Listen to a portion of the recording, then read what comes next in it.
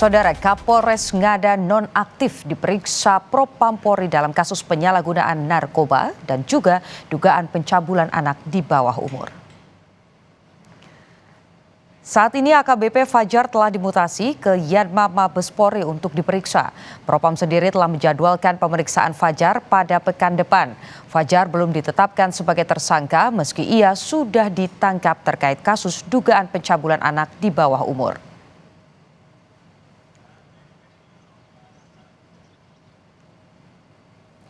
Sementara itu dari Dinas Pemberdayaan Perempuan dan Perlindungan Anak Kota Kupang menyebut para korban Kapolres Ngada nonaktif mendapat pendampingan. Sedangkan Ketua Lembaga Perlindungan Anak Provinsi NTT meminta polisi juga mengarahkan kasus ini pada dugaan perdagangan manusia yang terjadi pada para korban Kapolres Ngada nonaktif. Kepala Dinas P3A Kota Kupang Imelda Manafe menyebut bahwa para korban kasus Kapolres Ngada nonaktif sudah mendapat pendampingan dari pemerintah kota. Terdapat 3 korban yang keseluruhannya adalah anak-anak saudara. Sementara itu Ketua Lembaga Perlindungan Anak Provinsi NTT Veronica Atta menyebut kasus ini tidak bisa hanya dilihat sisi pelecehannya saja, tapi mengenai adanya dugaan tindak pidana perdagangan manusia juga harus jadi sorotan. Dia mendesak agar hukum kebiri atau hukuman kebiri diberlakukan pada pelaku.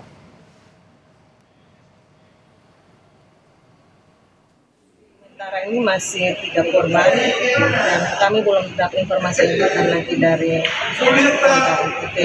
Itu disampaikan kepada Kementerian PPA RI yang ada dari Kementerian Pendidikan dan Polda NTT. Dan untuk penanganan korban yang ada butuh pendampingan di rumah shelter kami melalui PT PPA.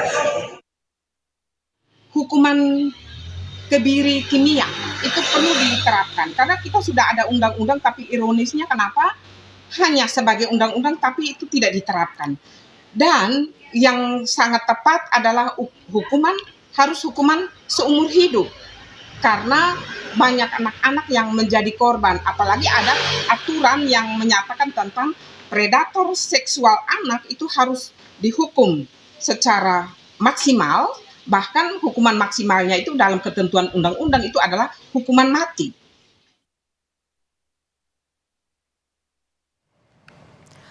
Saudara, polisi menyebut kasus pembunuhan ibu dan anak yang jenazahnya ditemukan di penampungan air di Tambora, Jakarta Barat berawal dari masalah hutang pihutang.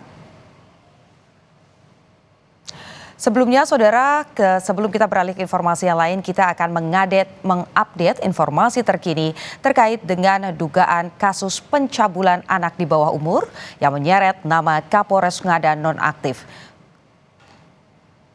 Sudah bersama kami, saudara, untuk mengetahui bagaimana perkembangan soal kasus Kapolres nonaktif Ngada. Kita sudah terhubung dengan jurnalis Kompas TV Suara Azani dan juru kamera Bimo Wicaksana. Selamat siang, Suara. Bagaimana hasil dari pemeriksaan Propampori terhadap Kapolres Ngada? Ya, betul. Sampai saat ini memang kami masih menunggu perkembangan dari Propampori. Setelah ini akan dilakukan konferensi pers, tapi sampai saat ini memang kami masih menunggu terkait konferensi pers tersebut. Nah, memang dari informasi terakhir, ini Kapolri telah melakukan pencopotan jabatan Kapolres Ngada, yaitu AKBP Fajar Widyadharma per tanggal 12 Maret, yang kemudian dimutasi sebagai Pamen Yanma Polri.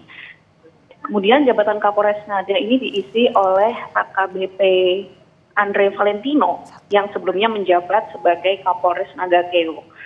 AKBP Fajar ini sampai saat ini memang masih diperiksa oleh Mabes Polri, namun masih belum ditetapkan sebagai tersangka.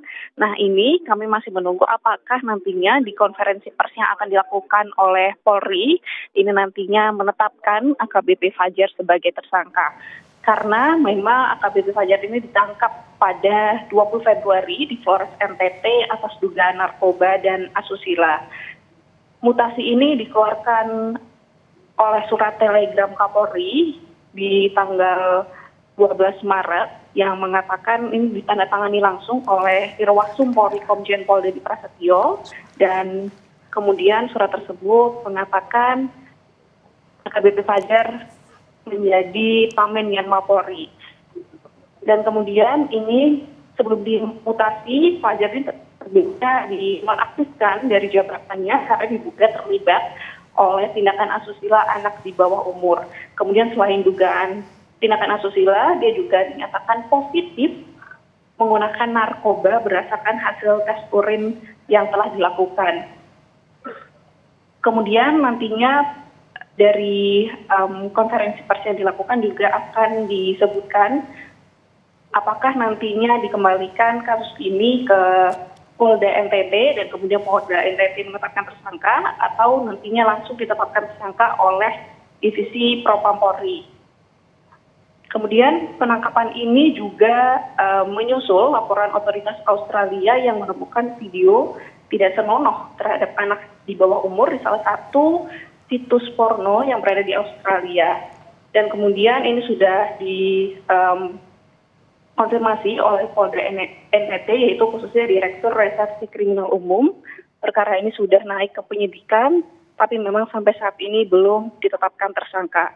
Dari penangkapan itu juga sudah diambil beberapa barang bukti seperti CCTV oleh polisi, kamera video-video yang berada di situs porno Australia, dan kemudian sampai saat ini masih dilakukan penyidikan dan kami masih menunggu apakah nantinya hari ini akan ditetapkan sebagai tersangka. Putu. Oke, suara, Anda masih bisa mendengar suara saya ya.